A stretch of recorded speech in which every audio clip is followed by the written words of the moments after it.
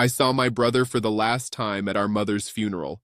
He stood on the opposite side of the grave, dressed in a black suit I didn't recognize, his jaw set in that familiar way I'd seen 1,000 times growing up. Except this time, there was no warmth behind it, no flicker of brotherhood, just stone. When I tried to catch his eye across the casket, he looked right through me like I was a stranger, like I was nothing. That was 3 years ago. I haven't spoken to him since. No calls, no texts, not even on the holidays our mother used to make such a fuss about. Marcus erased me from his life as cleanly as if I'd never existed, and the worst part is, I understand why. I earned every second of that silence. I earned the cold stares from his wife. I earned the way his children don't even know my name anymore. I earned it all because I did something unforgivable, and no amount of time or distance has made living with it any easier. My name is Daniel Harris, and this is the story of how I cheated my brother out of everything he'd worked for, how he found out, and why he never forgave me. I'm not telling this to seek sympathy. I lost the right to that years ago. I'm telling this because the weight of carrying it alone has become unbearable, and maybe, just maybe, speaking the truth out loud will give me something close to the peace I don't deserve. Marcus and I grew up in Sheffield, in a semi-detached house our parents bought the year before I was born. Our father worked as an electrician, running his own small business out of a van he kept parked in the driveway. Our mother worked part-time at a dentist's office, handling reception and scheduling. They weren't wealthy by any stretch, but they were proud people. They believed in work, in earning what you had, in never taking shortcuts. Marcus was 2 years older than me, which doesn't sound like much, but when you're kids, 2 years feels like a lifetime. He was always bigger, always stronger, always the one who got to do things first. First to ride a bike without training wheels. First to stay up past 9. First to have a girlfriend. I spent most of my childhood trying to catch up to him, trying to prove I was just as capable, just as worthy of the attention he seemed to collect without effort. But here's the thing about Marcus that I didn't fully appreciate until much later. He never once made me feel small for being the younger one. He included me. When his friends came over, he didn't banish me to my room like other older brothers might have. He let me tag along. When I struggled with maths in primary school, he sat with me at the kitchen table and walked me through problems until they clicked. When I got into fights at school, which happened more often than I'd like to admit, he was the one who showed up even when it meant getting in trouble himself. We were close in the way only brothers can be. The kind of closeness that doesn't require constant conversation because it's woven into the fabric of who you are. I could look at Marcus across a crowded room and know exactly what he was thinking. We had our own language, built from shared memories and inside jokes that no one else could understand. For most of my life, I couldn't imagine a world where we weren't in each other's corner. Our father died when I was 22 and Marcus was 24. Heart attack. Came out of nowhere. One morning he was eating toast at the kitchen table complaining about a client who owed him money, and by that afternoon, he was gone. The doctor said it was quick, that he probably didn't feel much pain, but I've never been sure if they say that to everyone just to make it easier. The funeral was a blur of black suits and casseroles dropped off by neighbors we barely knew. I remember standing next to Marcus at the graveside, both of us in suits that didn't fit quite right because neither of us had bought new dress clothes since we were teenagers.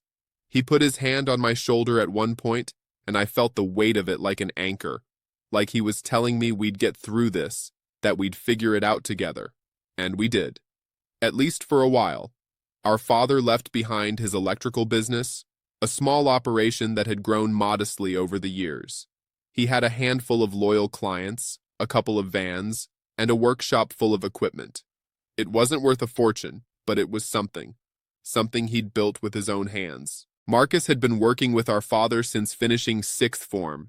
He'd never gone to university, opting instead to learn the trade from the ground up. By the time our father passed, Marcus knew every client by name, every supplier, every quirk of the business. He was the natural choice to take over, and nobody questioned it. I had gone a different route. University in Manchester, studying business administration with a specialization in finance. I was supposed to be the one who made it out, the one who went to London and worked in some glass tower, making the kind of money our parents only ever read about. That was the plan anyway. Reality had other ideas. After graduating, I bounced between jobs that never quite fit. Marketing assistant for a company that folded 6 months after I joined. Junior analyst at a firm where the boss made Gordon Gekko look ethical. A brief stint doing freelance consulting that was really just me sitting in coffee shops, pretending to work while my savings drained away. By the time I was 27, I was back in Sheffield, living in a flat I could barely afford, with nothing to show for my degree but a pile of student debt and a bruised ego. Marcus never judged me for coming back. He welcomed me with the same steadiness he'd shown our whole lives. When I admitted I was struggling, he didn't offer advice or lectures. He offered me a job. "Come work with me," he said over pints at our local. "I've been thinking about expanding, moving into commercial contracts, but I need someone to handle the business side, someone I trust." I remember the way he looked at me when he said that word, trust, like it was the most natural thing in the world, like there was no question in his mind that I was worthy of it. I said yes. Of course I said yes. The first 2 years were everything I'd hoped working life could be. Marcus handled the technical side, the actual electrical work, managing the crews, training new employees. I handled the books, the client relationships, the proposals and contracts. We complemented each other perfectly, 2 halves of the same whole. The business grew faster than either of us expected. Marcus had been right about the commercial contracts, offices, retail spaces, small warehouses. There was a demand we hadn't fully tapped, and once we positioned ourselves properly, the work started pouring in. We hired more electricians, bought more vans, moved out of our father's cramped workshop and into a proper office space with our name on the door. Harris Brothers Electrical. That's what we called it. I still remember the day we hung the sign, standing on the pavement outside, grinning like idiots. Marcus threw his arm around my shoulder and said, "Dad would have loved this." He would have. I know he would have. Our mother was over the moon. After years of worrying about both her sons, Marcus stuck in a small operation with no growth potential, me floundering from one failure to the next, she finally got to see us thriving. She came to the office once a month, bringing homemade biscuits for the staff, asking questions about contracts she didn't understand but pretended to be fascinated by. Those were good days, the best days. By the time I was 30, Harris Brothers Electrical was turning over more in a year than our father's business had in a decade. We weren't rich, but we were comfortable, secure. Marcus bought a house in a nice neighborhood, proposed to his long-term girlfriend Emma, and started talking about the future like it was something bright instead of something uncertain. I should have been happy. Part of me was happy, but another part of me, a part I'd been ignoring for years, started to stir. The thing about growing up as the younger brother is that you never quite escape the feeling of being second. Even when you're succeeding, even when you're contributing just as much as anyone else, there's a voice in the back of your head that whispers, you're only here because someone let you in, that you haven't truly earned your place. Marcus owned 60% of the business. I owned 40%. It was an arrangement we'd agreed to when I first joined because he'd put in years of work before I came aboard, because he'd taken the risk of bringing me in when I had nothing to offer but potential. At the time, it seemed fair, generous even. But as the business grew, that split started to gnaw at me. I was the one bringing in the major clients. I was the one negotiating contracts that tripled our revenue. I was the one who restructured our operations to make them more efficient, who built relationships with suppliers that saved us thousands each year. Marcus was brilliant at the work itself, but without me, we would have stayed small. Without me, Harris Brothers Electrical would have been just another local outfit scraping by. At least, that's what I told myself.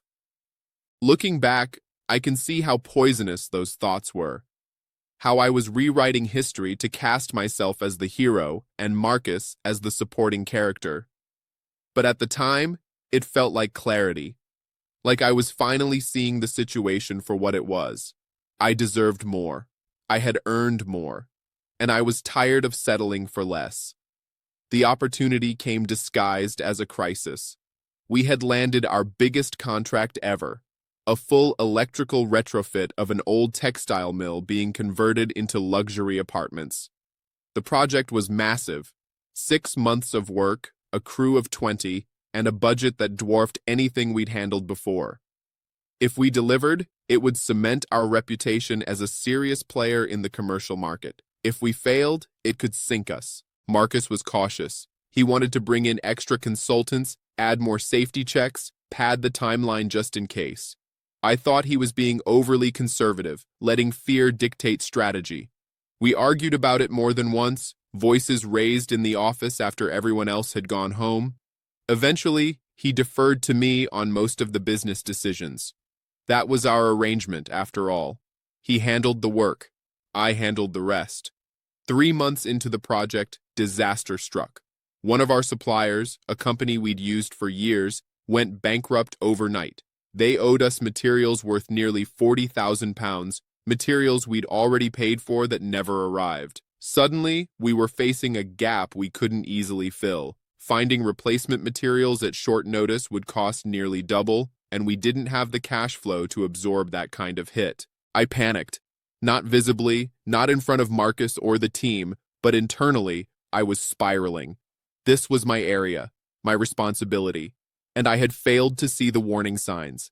I spent 3 sleepless nights going over our options. Take out a loan, renegotiate with the client, dip into the emergency fund Marcus had insisted we maintain. None of the solutions felt adequate. All of them came with risks and consequences that made my stomach turn. Then I found another way. There was a separate account that Marcus didn't know about. Not technically a secret, it was listed in our corporate documents if you knew where to look, but I'd set it up early on to handle certain transactions that required flexibility. Some clients preferred to pay in installments. Some suppliers offered discounts for cash payments. The account was meant to smooth out those processes, and over time, it had accumulated a substantial balance, just over £200,000. I told myself I was just borrowing it, that I'd replace it once the textile mill project paid out, that Marcus never needed to know because knowing would only worry him unnecessarily. These were lies, but they didn't feel like lies when I told them to myself in the dark hours of the morning, justifying what I was about to do.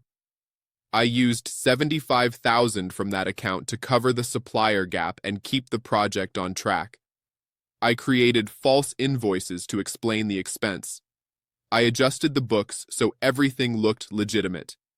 It was so easy, so terrifyingly easy, that I almost convinced myself there was nothing wrong with what I'd done. The project finished on time. The client was thrilled. We got referrals that led to 3 more major contracts within the year. Everything I'd gambled on had paid off, except I never replaced the money. The thing about deception is that it doesn't stay contained. It grows. It metastasizes. One lie requires another to protect it, and before long, you're not just maintaining a single falsehood, you're building an entire architecture of dishonesty. Over the next 3 years, I took more from that account. Not all at once, but gradually. A bit here to cover a personal expense I was embarrassed about. A bit there to invest in what I assured myself was a can't-miss opportunity. I adjusted the books each time, created paper trails that led nowhere, convinced myself that the money was functionally mine anyway because of how much value I brought to the company. The lies came easier with practice. I stopped flinching when I looked at the ledgers. I stopped feeling guilty when Marcus asked about our finances, and I gave him summaries that omitted inconvenient truths. I convinced myself that what he didn't know couldn't hurt him, that ignorance was a kindness I was extending to my brother. By the time I returned to the office, Marcus had spent 4 hours going through records. He'd found the hidden account. He'd found the false invoices. He'd traced the withdrawals back to their source and calculated to the penny exactly how much I'd taken, £187,000. I walked into the office with coffee and a smile, completely oblivious. The smile died the moment I saw Marcus's face. He was sitting at the conference table, papers spread out before him, his hands flat on the surface like he was bracing himself against an earthquake. When he looked up at me, his eyes were red, not from crying. Marcus never cried in front of anyone, but from something deeper. Shock, maybe. Disbelief. The kind of pain that goes beyond tears. "Sit down," he said. His voice was quiet, controlled. That scared me more than if he'd been shouting. I sat across from him, and for a moment, neither of us spoke. He pushed a stack of papers toward me. Bank statements, invoices, records I recognized all too well. My handwriting was on some of them, my signature on others. "Is it true?" he asked.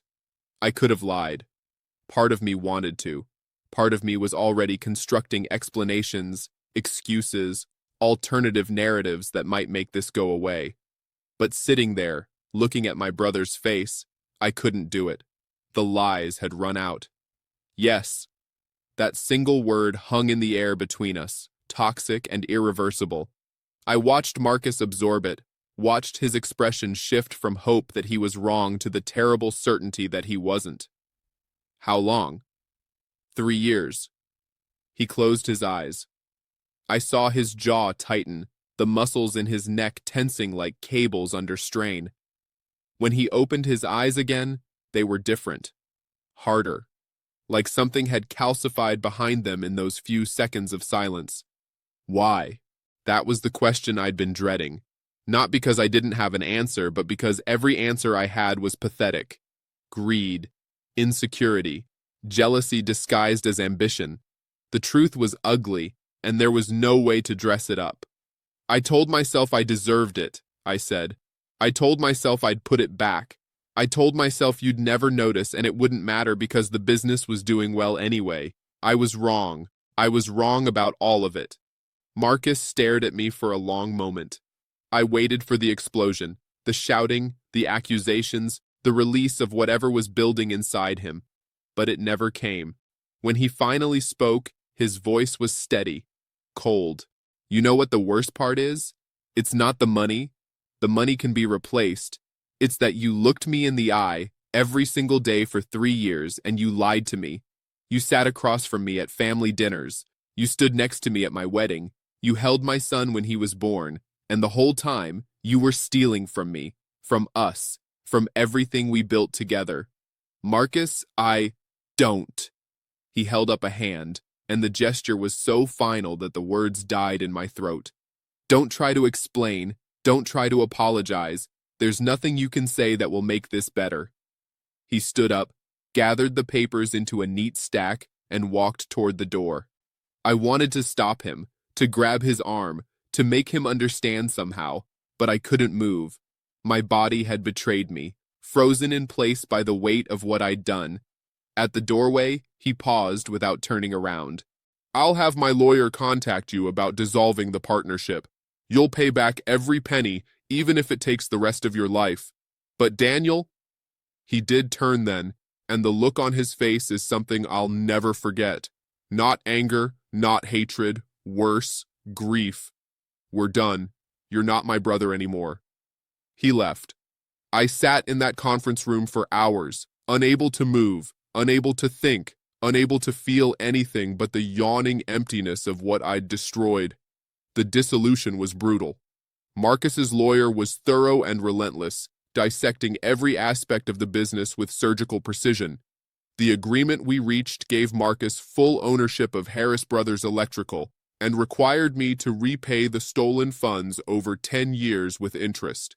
I had to sign over my share of the company, surrender any claim to clients or contracts I'd helped secure, and accept a non-compete clause that prevented me from working in the industry for 5 years. I signed everything without argument. What could I possibly say? He was right to demand it all. He was right to protect himself from someone who had proven themselves unworthy of trust. Our mother was the hardest part. She found out 2 weeks after the confrontation, when she called Marcus to ask why I hadn't come to Sunday dinner, and he told her the truth. I wasn't there for that conversation, but I imagine the devastation in her voice, the disbelief that one of her sons could do something so terrible to the other. She called me afterward, crying in a way I'd never heard from her before. Not the gentle tears of sad movies or sentimental moments. These were sobs of genuine anguish, the sound of a mother watching her family tear itself apart. "How could you?" she asked, over and over. "How could you do this to him? To us?" I had no answer. I had nothing but shame and the bitter knowledge that I'd broken something that could never be fixed. To her credit, my mother never abandoned me entirely. She struggled with it. I could see the conflict in her eyes whenever we were together, the effort it took to love a son who had done something she couldn't understand. But she kept calling, kept checking in, kept trying to hold on to whatever fragment of our family remained. But she couldn't bridge the gap between Marcus and me. No one could. Marcus changed his phone number, blocked my email, instructed Emma to refuse any contact from me. I tried writing letters, long, rambling apologies that poured out of me in desperate waves, but they were returned unopened. I respected his boundaries because I had no right to demand otherwise. He wanted me gone from his life, and I had given him every reason to feel that way. The years that followed were a study in consequences. Without the business, without my family's support, I had to start over from nothing. I took whatever work I could find, data entry jobs, temporary contracts, positions far below what my education and experience might have once commanded. I moved into a small flat on the outskirts of town, the kind of place where the walls are thin and the heating never works properly. I paid back the money, month by month, year by year. It consumed most of my income, leaving just enough to cover rent and food and little else. Some months were so tight that I skipped meals, rationing what I had to make it stretch. I told myself it was penance. It probably was. I tried therapy after the first year. I sat in a small office with neutral colors and tissue boxes strategically placed, and I told a stranger what I'd done. The therapist was kind but direct. She helped me understand the psychological mechanisms that had led me there, the insecurity, the rationalization, the gradual erosion of ethical boundaries.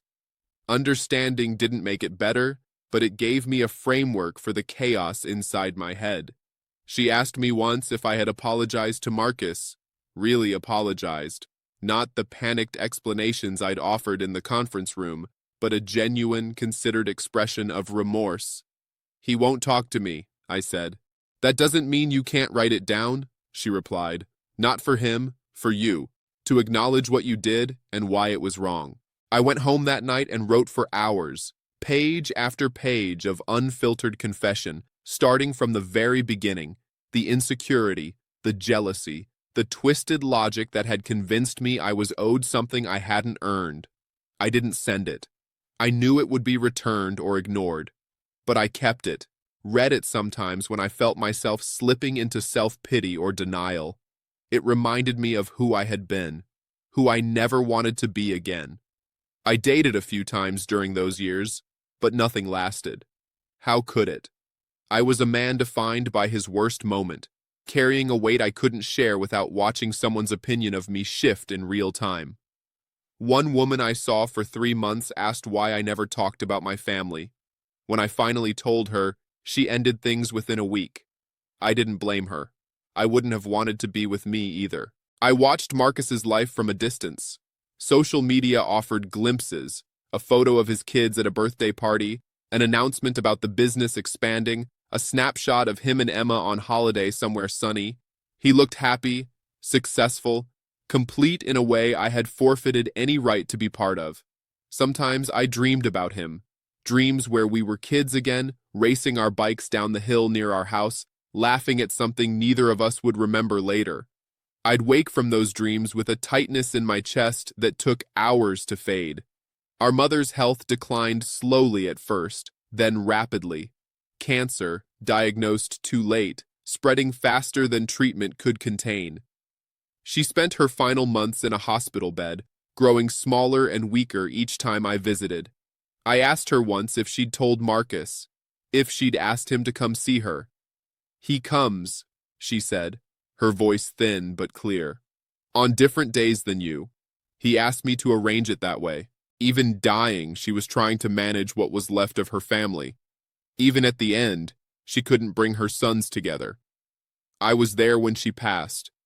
It was late evening, the kind of quiet that only hospitals know. I held her hand as her breathing slowed, as the monitors registered what the machines already knew.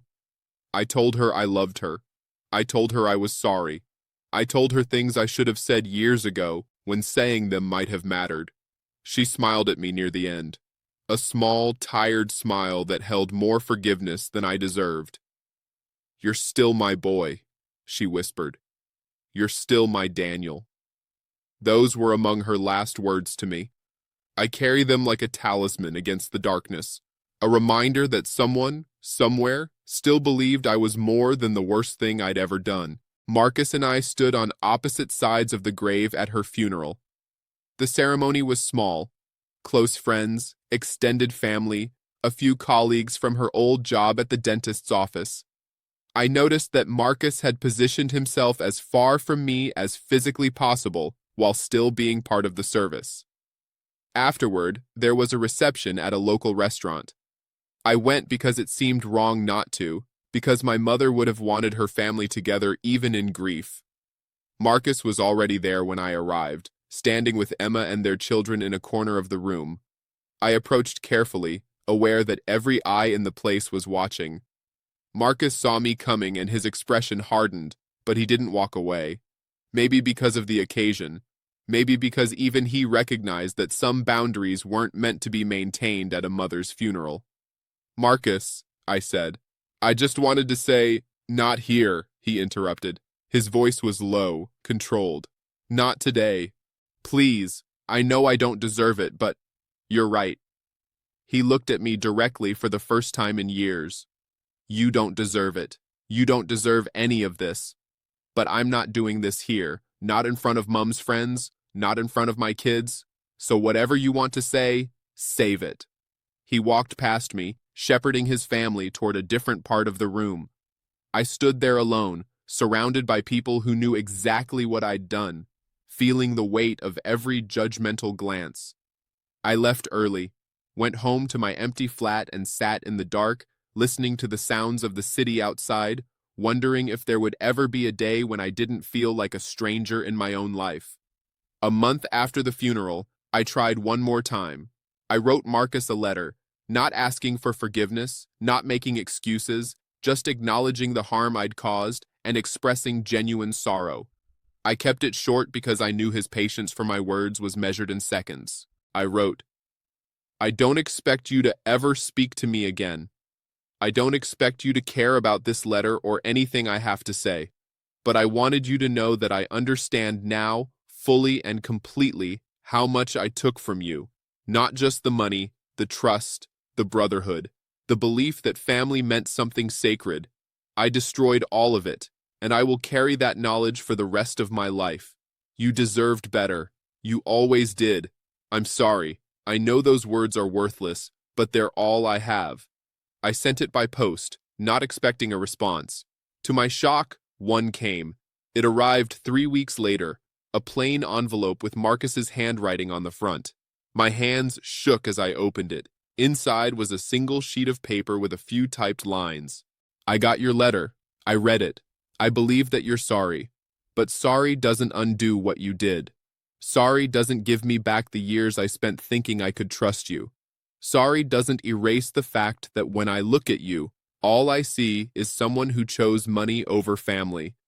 I've spent the last 3 years trying to understand how the brother I loved could do what you did, and I still don't have an answer. Maybe there isn't one. Maybe some betrayals are too big to understand. What I do know is that forgiveness isn't something I can give you. Not now. Maybe not ever. I wish you well, Daniel. I genuinely do. But I need you to accept that our relationship is over. Please don't contact me again."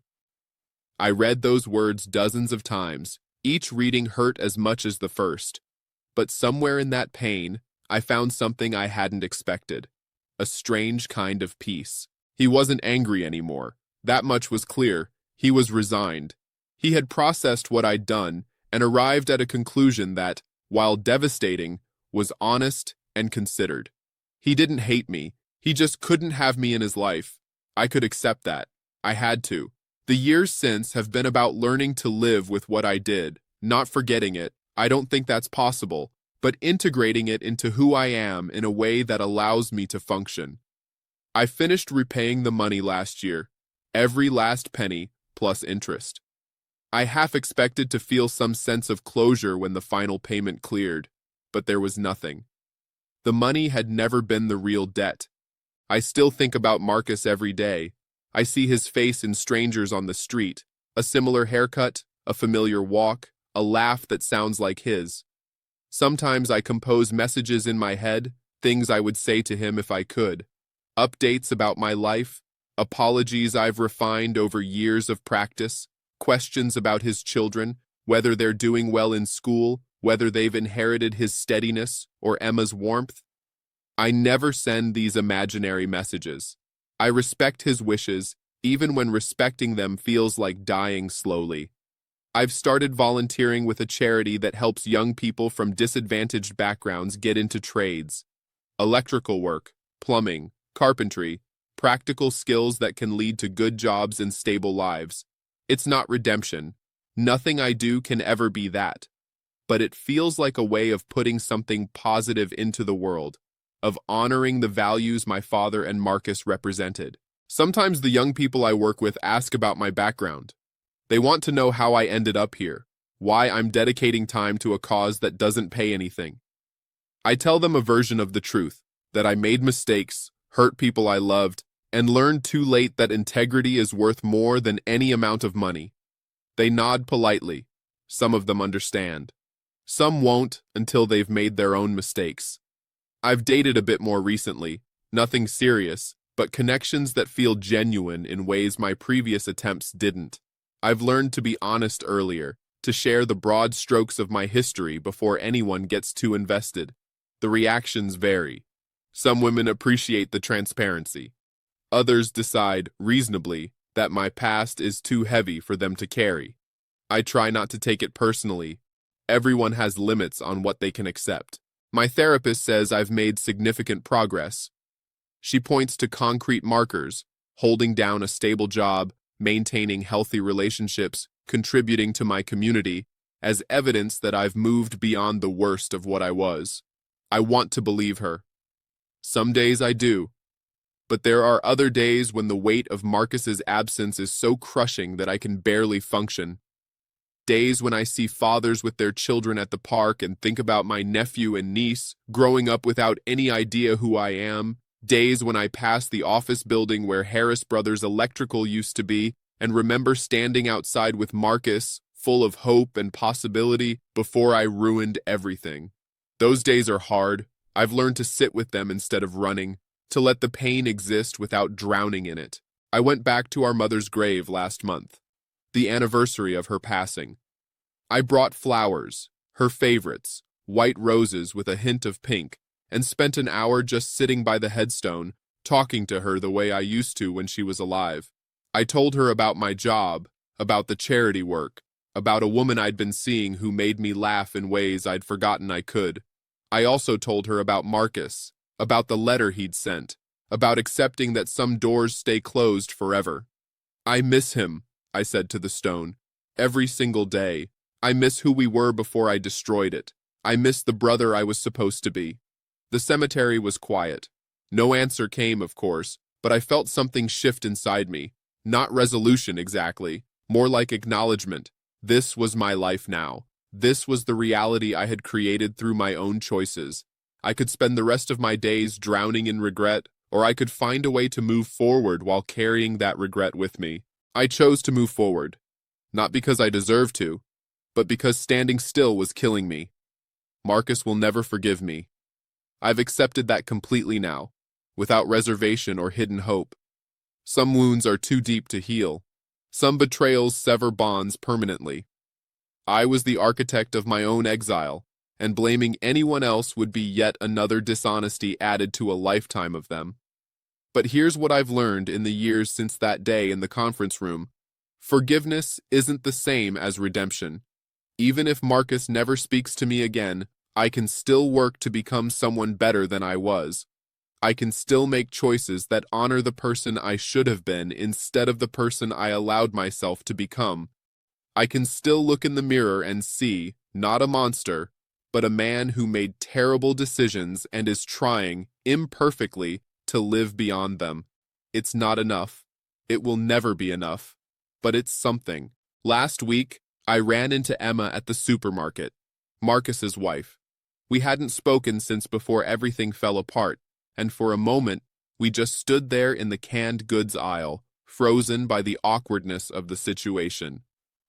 "Emma," I said finally, "how are you?" She studied me for a long moment.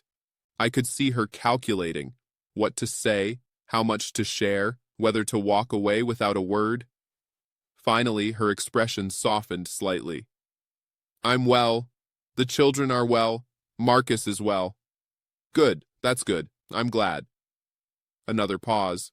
I expected her to leave, to push her trolley past me and pretend this encounter never happened. Instead, she surprised me. "He talks about you sometimes," she said quietly. "Not often. But sometimes late at night when he can't sleep, he mentions things. Memories from when you were kids, how you used to be close." My throat tightened. Does he seem angry still?" Emma shook her head slowly. "Not angry, sad. I think he misses who you were before, the brother he thought he knew. I miss that person too." She looked at me with something approaching sympathy. "I don't know if there's a path back, Daniel. What you did, it cut deep, deeper than I think even you understand. But I can tell you that he's not filled with hatred. He's moved on as best he can. Maybe that's all any of us can do." She touched my arm briefly, a gesture so unexpected that I nearly flinched, and then she was gone, disappearing down the aisle with her groceries. I stood there for a long time, holding a tin of soup I didn't even need, processing what she'd said. He wasn't filled with hatred.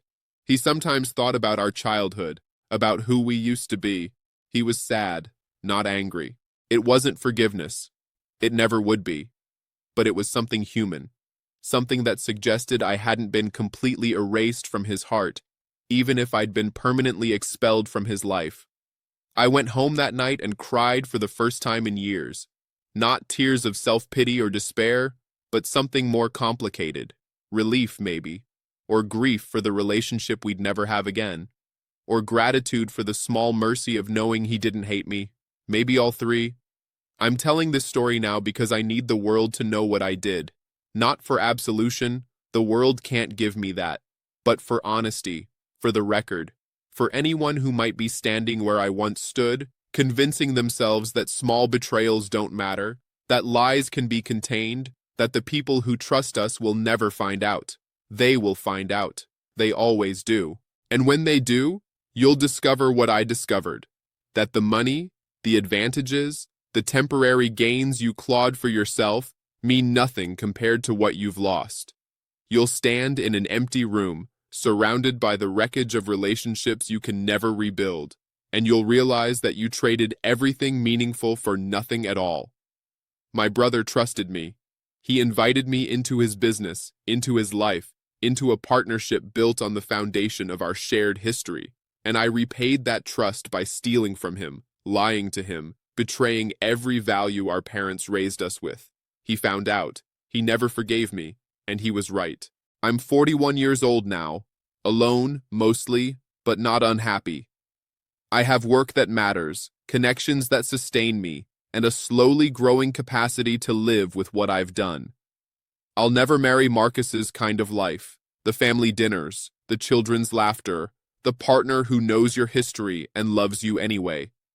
That was never meant for someone like me. But I'll keep going. Not because I've earned the right, but because stopping would be another kind of betrayal, of the chance to become someone better, of the lessons I've learned at terrible cost, of the mother who looked at me on her deathbed and still called me her boy. I cheated my brother. He found out. He never forgave me. That's my story. That's my truth. And I'll carry it until the day I die, a reminder of who I was and who I'm still trying to become. Some nights I dream that Marcus calls, that I see his name on my phone and answer with shaking hands, that he says he's ready to talk, that time has softened the edges, that he wants to try finding a way back to some version of what we were. I wake from those dreams with the same tightness in my chest I've felt for years, the same desperate hope that I know is foolish, the same crushing acceptance that it will never happen. But somewhere in that acceptance, there's gratitude too. Gratitude for the years we had before I destroyed them. Gratitude for a brother who believed in me even when I didn't deserve it. Gratitude for the lessons his absence has taught me about integrity, about trust, about the price we pay for our choices. I loved him, I still love him, I always will. And maybe that's the cruelest irony of all, that love can survive betrayal even when relationships can't. That you can spend years missing someone you pushed away, aching for a connection you severed with your own hands. That the heart keeps reaching for what it lost, long after the mind has accepted the loss is permanent. Marcus was my brother. He was my partner. He was my friend. He was the best person I knew, and I proved myself unworthy of him in the worst possible way. He found out. He never forgave me. And every day, in ways big and small, I'm still learning to live with what that means. This is my confession. These are my words. This is all I have left to offer. I'm sorry, Marcus. I know you'll never read this, never hear this, never know that I told our story to anyone who would listen. But I'm sorry. From the deepest part of who I am, from the boy who used to race you down the hill on bicycles, from the brother you once trusted with everything, I'm sorry. I was wrong, I was weak, I was unforgivable, and I'll spend the rest of my life trying to become someone who deserved the brother you were to me, even though that person doesn't exist yet. Maybe never will, but I'm trying. Every single day I'm trying. That has to count for something, doesn't it? It has to.